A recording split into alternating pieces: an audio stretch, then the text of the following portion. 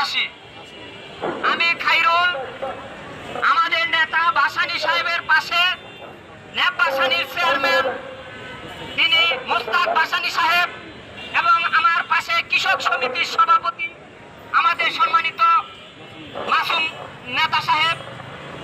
তার ডাকে গণভোট বাস্তবায়নের পক্ষে এই ভাসানী সাহেব যেই ডাক দিয়েছে, আমরা সারা দেশের জনগণ গণভোট বাস্তবায়নের পক্ষে আছি।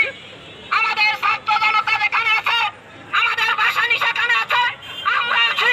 গণভোট বাস্তবায়ন করা ছাড়া বাংলাদেশে কোন রাজনৈতিক দল বেশি দিন ক্ষমতায় টিকতে পারবে না।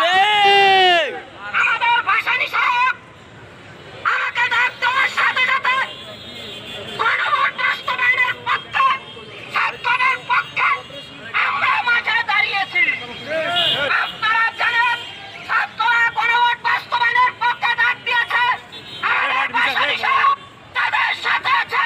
ইনশাআল্লাহ ছাত্রদের পাশে মিলে আমরা আবার একটি নতুন গণঅভ্যুত্থান গড়ে তুলব। আপনারা জানেন, এই দেশে গুলি মাজর তাদের কামাল কুমার